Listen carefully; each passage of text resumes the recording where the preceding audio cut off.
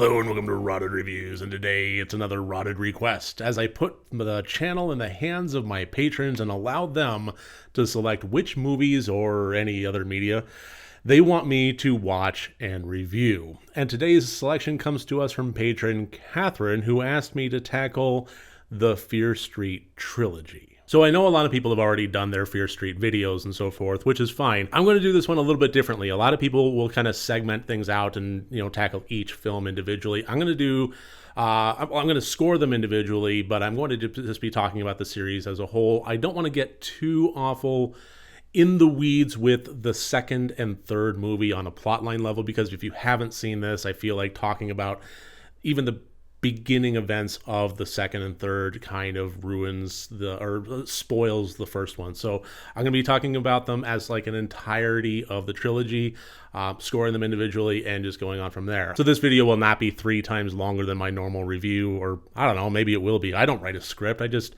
make with a jib jab until my talk hole gets tired.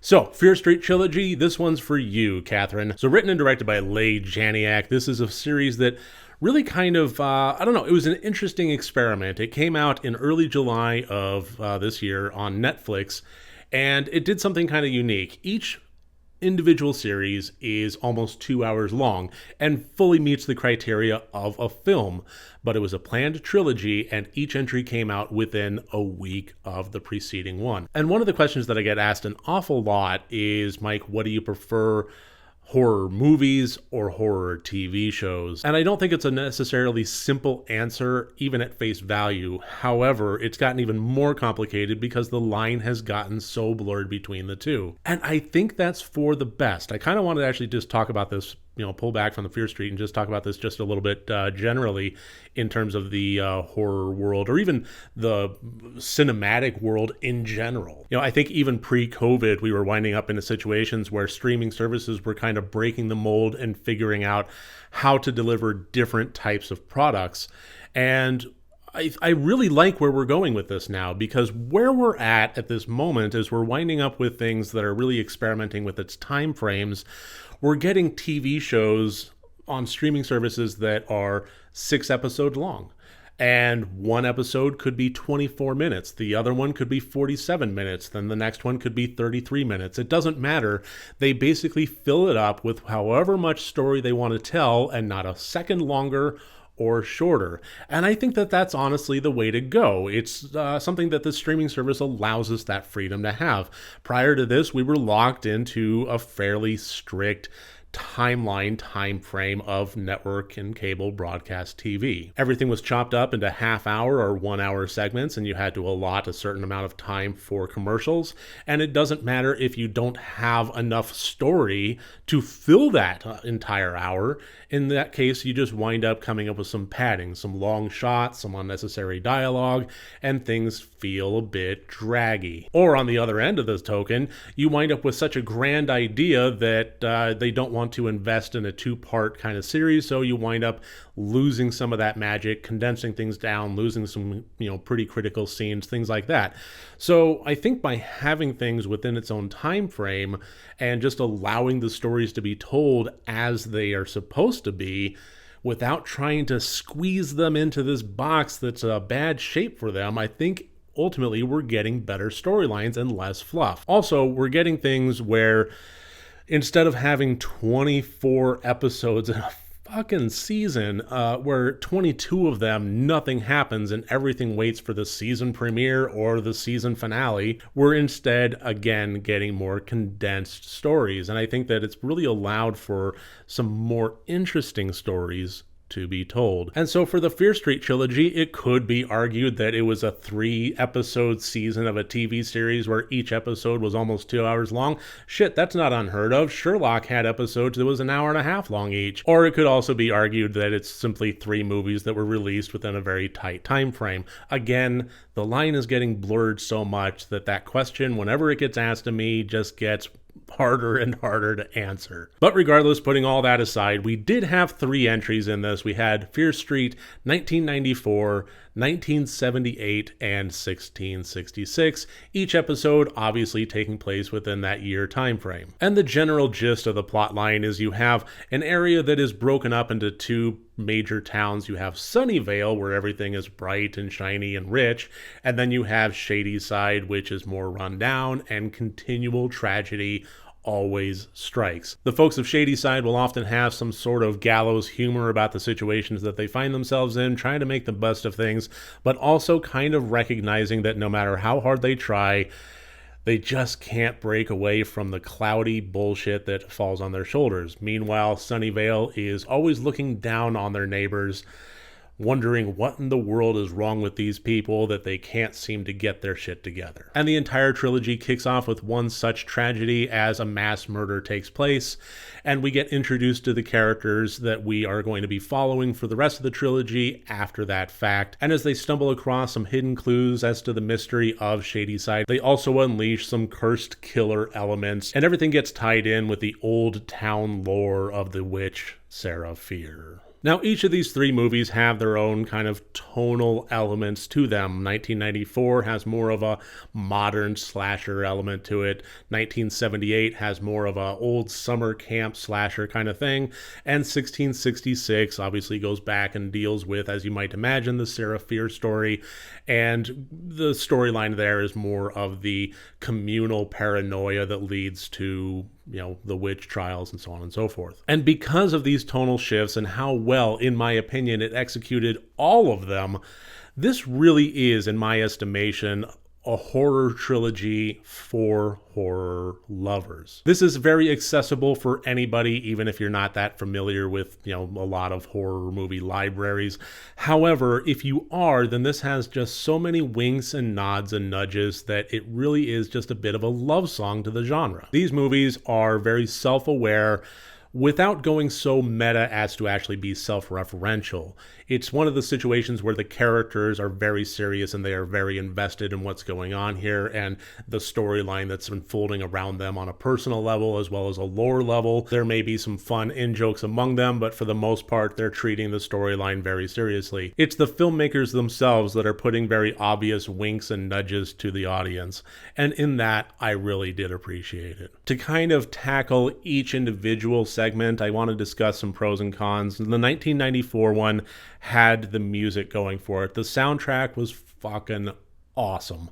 However, if I did have to come up with a criticism, it would also be the music. It's not that it wasn't bad. I mean, I just said it was awesome, and I maintain that. But it was a little bit distracted very easily. It would have a very great song, it would match the tone of the scene perfectly, and then it would be over in 2 seconds. And it didn't really feel like a natural drop-off. It was just done, on to the next song, on to the next song, on to the next song, and all of them were bangers, but it was a bit jarring. 1978, I thought, captured the summer camp vibe perfectly, especially having these two towns that are always at odds with one another be on two different sides of the camp with different competitions and so forth. And honestly, I do think that it was my favorite of the series. I don't really have a whole lot of bad things to say about this one. I thought it was performed exceptionally well. And as far as 1666 goes, I enjoyed it. It was probably my least favorite of all of them in the witch segment. It didn't stay there throughout the entirety of it. There is kind of just like a horror anthology, there is kind of a binding segment storyline. I don't want to give too much away here, but once we started popping back to that and the entirety of the trilogy as a whole started getting wrapped up, I was more invested at that point. So I thought that the actual period piece element of it was okay, but not quite on the same level as its previous entries, and it did start to right the ship as the rest of the film went on. Let's talk Anachronisms, because it's impossible to talk about this movie or these movies without talking about Anachronisms, and I hate it. But when these came out, Twitter was all Twitter about the anachronisms that were showing up, especially with the release of the first one. And like I said, the music, people were picking it apart left and right, saying, no, this song didn't come out in 1994, it came out then, and so on and so forth. And considering that all three films were period pieces, I do kind of want to address some anachronisms. Nothing like bullet point individual ones, but just the concept itself, because there are some conversations that kind of take place amongst film fans that I find tiresome. On a film analytical level, I don't really have a problem with a song being out of place. I think that honestly, even having purposeful anachronisms like in The Knight's Tale and so forth, it can be whimsical and fun. But if we're actually going with a period piece and it's part of the soundtrack, if it's part of the movie that's for the audience, I don't care when it was made. It doesn't matter to me. It's flavor for the enjoyment. That's it. Where it gets a little tricky for me is when it stops being a part of the audience and it starts being a part of the movie. For instance, if we're having a soundtrack, it's clearly music that's going on for us, and then it starts to fade in a little bit and have some crackly elements, and clearly we're listening to somebody listening to something on the radio. It'll show the radio in the shot, it'll have the DJ come on, things like that. Okay, now it's a part of the movie, but even then, there is some wiggle room for some forgiveness, in my opinion. If a song was put out in April of 1994 and the setting is January of 1994, fuck, I don't care. It's a fun movie. Let's just let it go.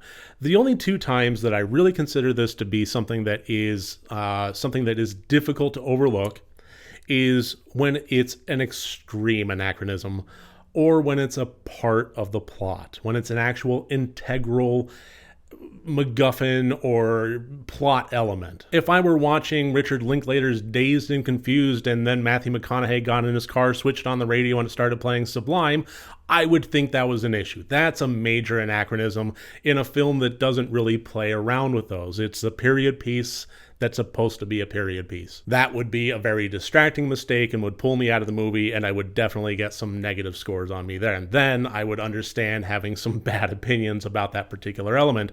Likewise, if somebody is actually making this a plot element, if a character is listening to a song on the radio and it triggers a memory, if it's something that is an integral part of a character turnaround, a plot point, or something that resolves some conflict, or even triggers some conflict, if it's something that is important as opposed to just some background flavor, then I think it needs to be dealt with just a little bit more seriously. It needs to have a little bit more credence. And at the very least, I would hope that the writers would pay it a little bit more attention and do their due diligence before actually integrating it into the storyline. But beyond those elements, I honestly think that this is just much ado about nothing. And it's, again, one of those things where Twitter was just going nuts on it.